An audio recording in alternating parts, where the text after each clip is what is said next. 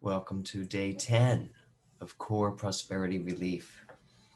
I'm going to read a little quote here, and I'd just like you to breathe into it, just listen to the words, see where they land.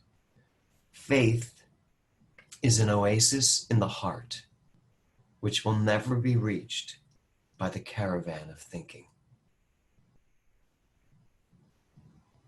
Faith is an oasis in the heart, which will never be reached by the caravan of thinking. And that is by Khalil Gibran.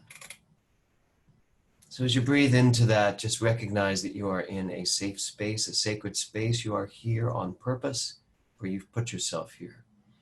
That there is an intuitive knowing, a wellspring of love and faith, prosperity, that you are smack dab in the middle of.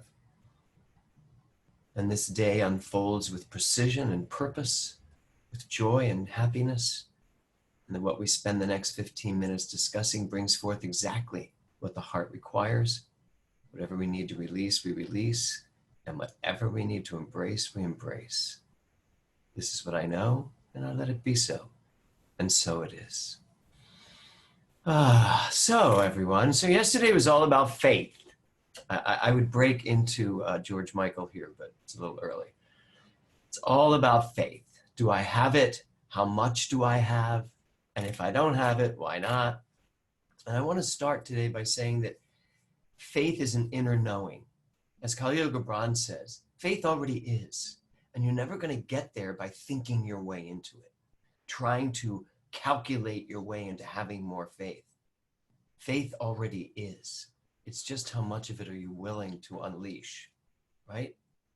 It's not justified by proof, but exists as part of your innate being.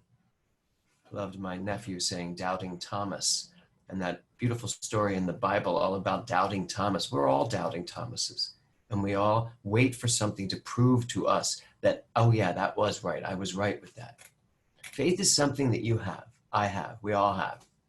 It's just a matter of how much you're going to release, how much you're going to allow into your experience. So really, get this, faith is a choice. It's your choice. How much faith are you going to let operate in your life? Or are you going to walk around as doubting Thomas and just keep waiting for the world to prove to you what you should have faith in? Because let me tell you, if that's your game, you're in a losing game at this point, certainly in today's world. So what are you going to choose to have faith in well before it proves it to you? So faith then is just like prosperity, success, joy, happiness, wisdom, creativity, any of it. It's not something that you have to create. It's something you have to reveal. Faith is something, and prosperity is something that you have to be willing to live in your life. So you have faith. Just take that right now and understand it. I am faith. You just have to decide where you're going to put your faith. Are you going to put your faith in the relatives or you're going to put your faith in the absolute? Now remember, Ernest Holmes did say the relative is the absolute at the level of the relative. So basically, even if you're putting your faith in something out there, you're putting your faith somewhere. It's just where you're putting it doesn't give you the results you want. Faith is you stepping away from fear, allowing our built-in faith to take over and stepping away from the fear. So how much faith showed up in your life yesterday?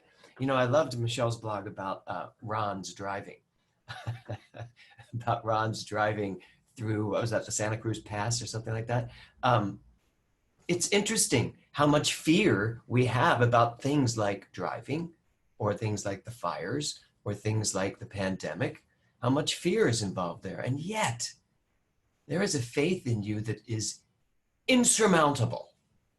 It has to be who you are. And so I look at this pandemic and my faith just says, I'm fine. Now, does that mean I walk around no mask? I get as close as I want to people? No, it doesn't. I have great faith, and I also know I'm smart enough to do what's necessary to support my faith. So it's the same thing with driving, same thing with anything, really. So I look at the blogs. There are a couple things on the blogs I want to talk about for a second. Prosperity always comes to me in the final hour. There's a core belief, one of you wrote. Any of you have that one? It's one to look at, because basically you're just telling money, prosperity, you know what? Hold off until I really need it. Wouldn't that be a great thing to tell money or success? Hold off giving me what I want until I'm like just about to pass out. Then give me some air. No, you want to live your life like that? I don't. But that's a core belief, and that's what it's doing. Another one, I'm worth way more than I'm allowing myself to experience. Yeah, probably every single one of us is worth way more than we're allowing ourselves to experience. So I think we can all take that as a given. I am worth way more than the life I'm living right now. And yet I'm living an amazing life. It just means, do you have a lid on your life? Do you have a top? This is as good as it's going to get for me? Because that's never truthful. It can always get better because life is always expanding. I already talked about my nephew and the doubting Thomas. Here's the thing: if we're waiting for actions to show us what we should have faith in, it really is kind of that's a tough road to travel. So you want to know what your group consciousness is for everyone in this particular C.P.R.? It's a very lucky number. I'll give you that. 7.7. Lucky number 7. So you as a group are 7.7 as a faith group, as the consciousness of the group. I know a lot of you wrote different numbers, and some of you are like, but wait, I was a 10. Yeah, but the group consciousness is a 7.7. And faith is one thing. You know, you can have faith, you can have a 10 in one thing and a 2 in another. And I love that some of you said that. But don't confuse faith with your experience of the results. They're two very different things. Faith is a verb, it's an energy, it's an action. You know, what you have faith in is where you're putting your faith. So you may have a 2 in money because I don't have any faith in money. And you may have a 10 in relationships because you just know you're great at relationships. All of that's great. But the faith I'm talking about is the 10. The 10 that never goes away, the 10 that you are. You know, we think we have faith in something that fluctuates based on what we have faith in. Some things better than others. But I want to talk about the faith that just is. You are a 10, Susan. You are a 10, Christy. You are a 10, Tommy Mellon. You're all 10s. It's just, what are you willing to put it on? How are you willing to direct it? It's an energy, a power, a consciousness. So remember back in the old days, well, you won't remember this, I don't remember this, when people thought the world was flat, everyone had faith that the world was flat, and that directed how they were going to live their lives. I do not go this far into the ocean because I will fall off the edge. And so it predicated how they traveled, what they believed about traveling. Same thing with prosperity. You have an innate faith and a belief in prosperity. I can only go this far and then I will fall off the edge of the earth. That's what you have to look at. That's what you have to come up with. How far? Where is my edge of the earth when it comes to money, success, prosperity? What do you believe will manifest in your life? Because what you believe will manifest in your life, unfortunately, that's what's going to manifest in your life. Or fortunately, if you start remembering, your prosperity is round. It's not flat. And it constantly goes and goes and goes and goes and goes. Even when something happens that says to you, this is not good, you still have to have the faith and know this is also not the truth. So, in the book, How God Changes Your Brain, faith is defined as this: the ability to trust our beliefs, even when we have no proof that such beliefs are accurate and true. And I get that interpretation. And I would argue that in order to trust our beliefs, even beliefs when we have no proof, we have to have some core belief that makes sense to me. So let's just talk about your already established premise, your core belief. So I have a question for you right now. Just think about this for a second. What do you believe about the world? What do you believe about the world? Is the world a tough place? Is the world filled with opportunities for you? You may have gotten to a certain point in your life where the world is very clear. You've decided this is what happens here, this is what happens here, this is what happens here. So whatever you believe about the world, that belief is driving your belief about prosperity. Because if you believe the world is a difficult place and the opportunities are difficult, you have just shut down the lane of prosperity in your mind. So you need to know what you believe about this world we live in. You need to know how you accurately define the world, because that is going to be how you define prosperity. But faith is your natural disposition. So regardless of what you believe about all of this, there is a wellspring of number 10 faith inside of you that can overrun and overpower all of that. You know, when we come into the world as babies, we come into the world filled with faith and we just act accordingly. And then life goes on and we get told things, we experience things, and we start creating our faith. We start kind of carving into that faith. Well, only have faith in this when this happens. Can't have faith in this type of thing. I was that way with the Catholic Church. I have no faith in the Catholic Church. I have proof. I can give you tons of proof why I don't believe in the Catholic Church. And yet, I have done the work to go back and look at what is at the core of any religion. And I believe all religions have the same internal core. So I was able to get rid of that narrowing of my mind with all that anger I had about a faith I was brought up in, because my faith was carved out for me based on things I experienced. But when you throw all that away, you can get back into the driver's seat and be in charge of what you want to do with your life. I love this quote. Faith is taking a leap and trusting that you'll grow wings on the way down. Now, adult minds, you would say, wings? People don't grow wings. A child starts seeing the wings coming through, because that's what a child will believe. Oh, I need wings? All right, come on, let's go. Come on, pop out here. Not adults. We're like, really? Really? Who do you want to be? Frankly, I want to be the child. Adults, not so much. Bad rap. So perhaps faith is returning to our default settings, that place where we have a sense of wonder. And that's a good question for you today. How much wonder is in your life?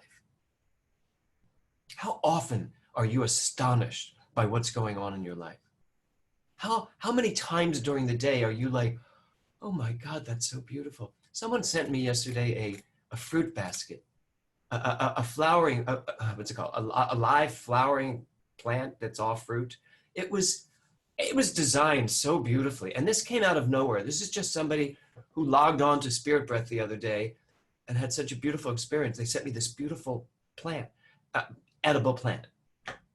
And I really was in awe. I was like, how do they do this? And when I picked up a grape to eat it, it was on this large toothpick that was plugged into. I was like, how do they figure this out? That's what I'm asking you. How much wonder is in your life? Or do you just look at something like that and go, oh, that's sweet, and move on to whatever it was you were thinking about? Do you take the time to live a prosperous life? It's what we're here to do, right? Do you take the time to live a prosperous life? Do you, I hate to be so cliched, do you take time to smell the flowers? There were also a bunch of yellow flowers in this arrangement, and I took the time to smell them. So there's your question, how much wonder? And about your number, okay, can you be a 10 and still be fearful and still worry? Yes, you can. You can. It's your reaction that gives you your number. So can you be a 10 and still have some fear in your heart? Yeah, but override the fear in your heart with the faith that is in your soul. Do you get that? Override the fear in your heart with the faith that's in your soul. And the thing is, if you dig deep and realize that you are a 10, you have no more excuses. Fear, well-known faith blocker. Faith pushes the fear out of the way. And here's the thing. You never lose faith. There's not one of you on this call that can lose your faith. However, you can put your attention somewhere else. So where are you going to put your attention? I love this quote, Henry David Thoreau. It's not what you look at that matters. It's what you see. And I would go further to say, what you see is who you are. So if faith is a verb and it's the energy behind everything, here's a question for you. How many ropes did you let go of yesterday? You know you're all attached to some ropes. How many ropes did you find and how many did you let go of? Another quote, it's a quote day by Margaret Shepard. Sometimes your only available transportation is a leap of faith. Sometimes the only thing you can do is have a leap of faith. I said yesterday to y'all that stop thinking as you. And what I meant by that, because someone asked me, they were like, something wrong with my thinking? Stop thinking as you. What I mean by that is step away from who you think you are, everything that you've brought up into your life, and give yourself the opportunity to create a brand new page. There's a line I use all the time. I know nothing. Now what can I know? So that takes me to resistance. Do you experience resistance? Because I'm going to give you an affirmation right now. I'd like you to write it down, and I'd like you to put it everywhere you can find to put it. And it's very simple. Nothing stands in my way. That's the affirmation. Nothing stands in my way. Short, sweet, powerful. Nothing stands in my way. Put it everywhere you can see it. And remind yourself, this isn't just an affirmation, it's the truth. Ernest Holmes says, I identify myself with abundance, health, happiness. I associate myself with the vast all. I identify myself with everything necessary for my life to be complete. So that's a good question for you. How do you identify yourself? Well, how about this? Nothing stands in my way. What a great identification marker. Who is Kirby? Who is Reverend Kirby? Oh, she's nothing stands in my way, lady. Who's Diane Kerwin? Oh, she's nothing stands in my way, producer. Nothing stands in my way. You say no, that's just a no. There's a yes over here. That's what nothing stands in my way creates. Nietzsche says that resistance is the energy in life that allows us to tap into our power. How about seeing resistance and saying, I see you, and now I'm going to tap into my power and obliterate you. Swiss psychologist Carl Jung says, that which we resist persists. In other words, if we stop spending so much time resisting, we'll actually have more time for allowing for our greatness. So, as I conclude this today, here's my question to you. What would life be like if I lived my greatness? Here's a little question, something a little simple to think of. What would life be like if I lived my greatness? So today I want you to spend time contemplating that.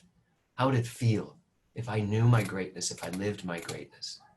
And then post your affirmation, nothing stands in my way. Nothing stands in your way to living your greatness. And be aware of any resistance that comes along. And let it go. Don't attack it, because what you resist persists. So if you're resisting something, just let it go. Nothing stands in my way. And consistently ask yourself, am I living my greatness? And then give yourself the gift of answering, what would my life be like if I did live my greatness? And then tell me about it on the blog. And don't forget to be grateful before you step out of bed and when you go to bed. Do not forget the gratitude. Gratitude is a prosperity magnet. So spend your day attracting all that prosperity into your grateful heart. Have a great day, everybody, and I will talk to you all tomorrow. Namaste.